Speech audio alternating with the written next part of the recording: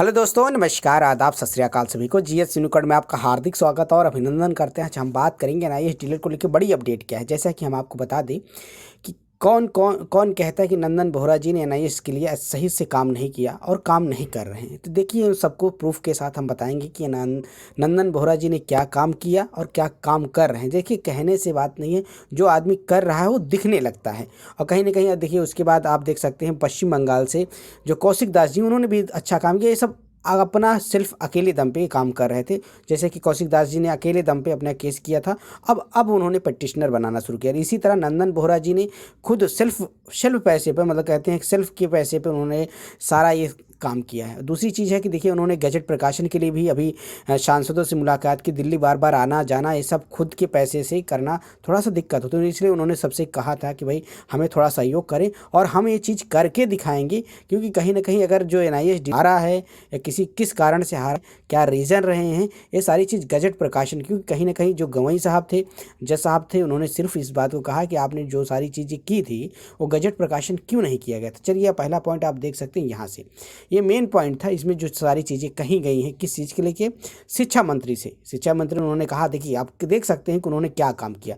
उन्होंने शिक्षा मंत्री को इस चीज़ को कहा गया है, पूरा एकदम लेटर। देखिए, आम आदमी, जैसे कि नंदन बोहरा जी कोई मंत्री नहीं है, कोई बहुत बड़े चीज़ कोई ओहदे पे नहीं है, वो भी एक आम शिक्षक है, एनआईएस डीएलएड के शिक्षक है। इसीलिए अगर किसी मंत्री से, किसी नेता से, किसी सांसद से मिलना होता है तो अपॉइंटमेंट मिल लेना होता है, उनके चक्कर लगाने होते हैं। जब कहीं मुलाकात नहीं हो पाती है तो ये आदमी वापस आता है। तो ये सारी चीज़ें हैं प्रक्रिया के द्वारा। फिर भी उन्होंने बहुत अच्छा काम किया है। आप देख सकते, पहले नहीं आपने हमारे पहले वीडियो में जाके देखिए तो हम आपको इस चीज़ को समझाएं कि उन्होंने क्या किया। जैसे आप देख सकते हैं, लोकसभा में उन्होंने जो 5 तारीख को सत्र चलने वाला, उसमें कहा है कि हमारी बातों को उठाया जाए और ये जो चीज़ें गजट में नहीं प्रकाशित की गई है, जो एनआईएनसीटी से या एमएचआरडी से या प्रशासनिक त्रुटि जो है उसको सही कराया जाए और गजट में शामिल किया जाए। देखिए, श्रम और रोजगार मंत्री, इनसे भी उन्होंने कहा है कि भाई देखिए, जो एम्प्लॉयमेंट्स है, जो एम्प्लॉयमेंट में गजट नहीं प्रकाशित किया गया, उनसे भी राय मांगी, उनसे भी आरटीआई के माध्यम से जो सारी चीज़ें पता चली थी।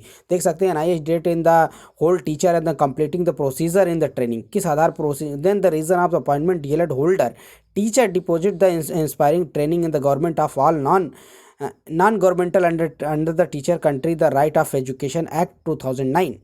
The number of governmental non-teaching education were the training along the who's the employment। कहने का मतलब उन्होंने साफ साफ इस सारी चीज़ें कहा कि ये सारी चीज़ें जब संसद में उठेंगी तो कहीं ना कहीं शिक्षा मंत्री या उससे जुड़े हुए अधिकारी से इस चीज़ को सवाल उठेगा। और आप देख सकते हैं, जब सारी चीज़ें सब संसद में पहुंचेंगी तो चाहे पक्ष हो या विपक्ष, जो विपक्षी पार्टी, इस चीज़ पे सवाल पूछे जाएंगे कि आपने के ही ड्रीम प्रोजेक्ट थे, आपके ही कोर्स थे, आपने ही कराया, तो क्यों सुप्रीम कोर्ट ने इसको इनवैलिड किया है। तो कहीं ना कहीं अगर इसमें आपकी त्रुटि है तो ये 14 लाख विद्यार्थियों के साथ अन्याय हुआ है। इसको कहीं ना कहीं अन्याय को सही किया जाए और इसको गजट में शामिल किया जाए, ताकि 14 लाख विद्यार्थियों के साथ जाति या उनके साथ अन्याय ना हो।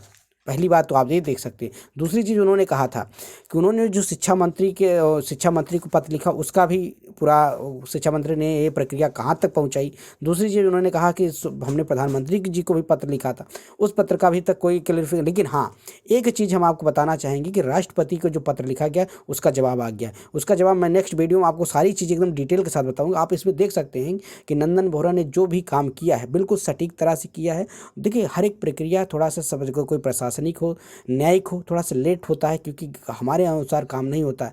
कोई विद्यार्थी सोचे कि तुरंत काम हो जाए, तुरंत नहीं होता। हाँ, धीरे धीरे प्रक्रिया आगे बढ़ रही है और कहीं ना कहीं एनआईएस का एक जीत की तरफ आप देख रहे हैं कि हर तरह से। दूसरी चीज़ आप देख सकते हैं कि यह उत्तराखंड से विश्वनाथ प्रसाद जी, जिन्होंने उस पर रिव्यू पिटीशन दायर किया, उसकी भी सुनवाई जल्द ही आपको देखने को मिलेगी। तो कहीं ना कहीं अब एनआईएस डीएलएड की जीत की एक तरफ बढ़ता हुआ नजर आ रहा है और ये आने वाले समय में एनआईएस डीएलएड जीतेगा भी। आप इस चीज़ को अगर धैर्य रखेंगे तो आपके सामने जीत बिल्कुल निश्चित होगी। खबर यही है। वीडियो पसंद आता है चैनल को लाइक करें, ज़्यादा से ज़्यादा अपने दोस्तों में शेयर करें। शिक्षक भर्ती पल पल की अपडेट के लिए चैनल को सब्सक्राइब कर लें। मिलते हैं नए वीडियो के साथ। जय हिंद साथी, नमस्कार। और उम्मीद करते हैं सभी लोग